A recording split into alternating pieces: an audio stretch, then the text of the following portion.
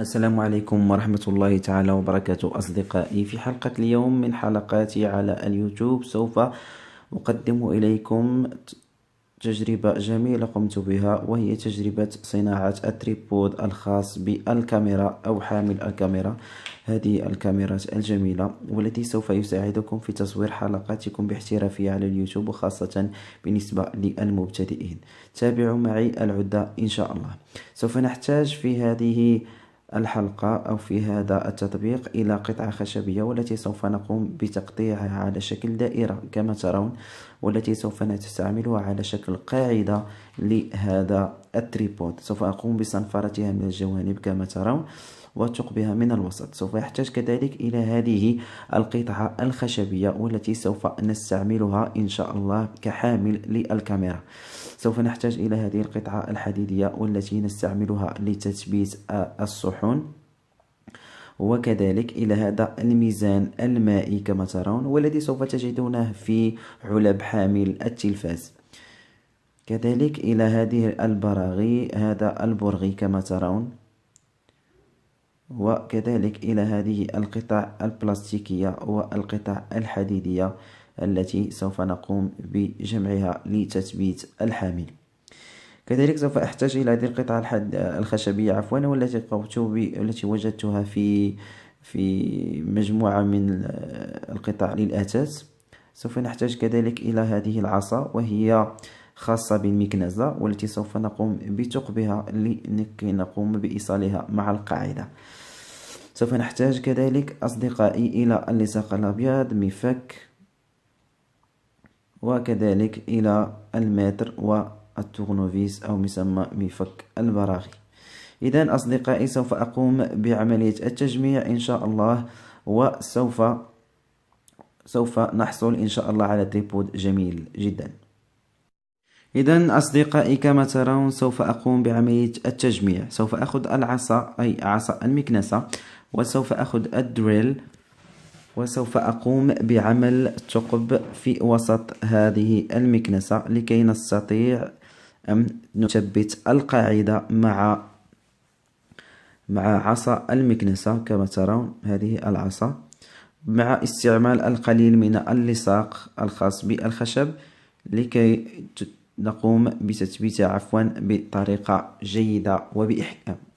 بعد ذلك سوف أخذ رأس المكنسة كما ترون، وسوف نقوم بعمل ثقب من هذا الجانب كما ترون، لنقوم بإدخال هذه القطعة الحديدية الخاصة بتثبيت الصحون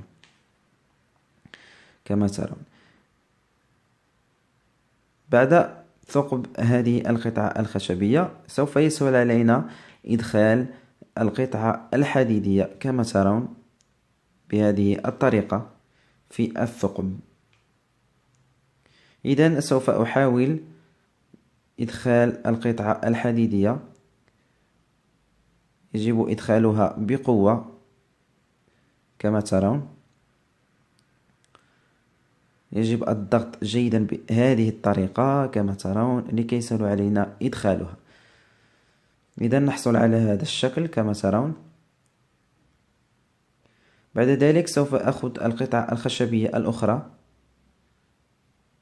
هذه القطعة الخشبية، بعد أن قمت بحساب المسافة كما ترون، وسوف أقوم بعمل 3 ثقوب فيها. كذلك سوف أقوم بعمل ثقب في هذه المنطقة وهذه المنطقة، وكذلك في وسط هذه القطعة الخشبية لكي يسهل علينا تثبيتها من فوق. كما ترون أصدقائي، بعد عملية الثقب في الخشبة نقوم بصنفرتها قليلا لإزالة الشوائب التي قد تمنعنا من إدخال البراغي. سوف نقوم بأخذ البرغي كما ترون، وسوف نقوم بوضع القطعة الحديدية عليه ونقوم بإدخاله كما ترون بهذه الطريقة. سوف نقوم بوضع هذه القطعة لكي نقوم بتثبيت البرغي على الخشبة بسهولة إن شاء الله. وسوف نقوم بوضع القطعة البلاستيكية، وهذه القطعة كما ترون، والتي سبق وقلت يمكنكم أن تجدوها في زاكسسوار حامل التلفاز لديكم. بعد عملية التثبيت إن شاء الله سوف نأخذ القطعة الحديدية وهي قطعة الخاصة بتثبيت الصحون، وسوف نقوم بتثبيتها من الأعلى بهذه الطريقة كما ترون. سوف نقوم بتثبيتها فوق الحامل الحديدي بهذه الطريقة كما ترون، وسوف أقوم بوضع هذه القطعة الحديدية كما ترون بهذه الطريقة، وسوف أقوم بتثبيتها بواسطة مفك الخاص بها كما ترون بهذه الطريقة. إذن سوف أقوم بالتثبيت كي نحصل على قطعة مثبتة جيدا كما ترون بهذه الطريقة.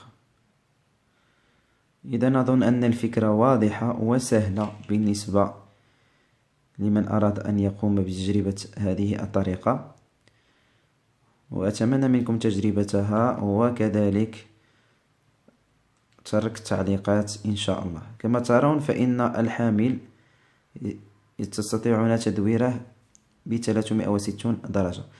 بعد ذلك سوف أقوم بوضع اللصاق هنا وتثبيته بواسطة البرغي. إذن كما ترون أصدقائي بعد تثبيت القاعدة مع العصا بواسطة البرغي قمت بإضافة هذه القطعة البلاستيكية السوداء لكي أقوم بإخفاء العيوب بين القاعدة والعصا كما ترون. إذن أصدقائي كما ترون بعد تثبيت القاعدة قمت بوضع هذا اليد لكي أستطيع تدوير التريبود من الأعلى والأسفل كما سبق وقلت ب 360 درجة كما ترون.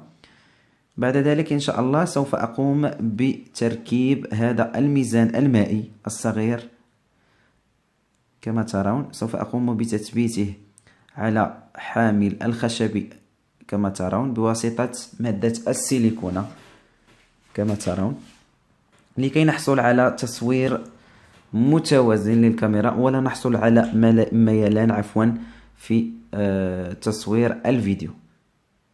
إذن سوف أقوم بأخذ مسدس السيليكون وسوف أقوم إن شاء الله بتركيب هذا الميزان المائي. نقوم بوضع السيليكون على الميزان المائي كما ترون، القليل فقط من هذه المادة سريعة التثبيت وهي جميلة جدا، استعملها كثيرا في تطبيقاتي على اليوتيوب.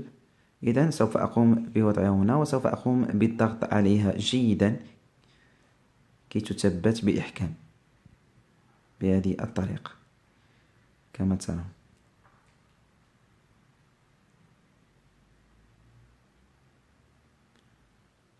بعد ذلك سوف أقوم برد القطع إلى مكانها، القطعة البلاستيكية أولا وكذلك هذه القطعة من فوق والتي سوف أقوم بتثبيت الكاميرا عليها.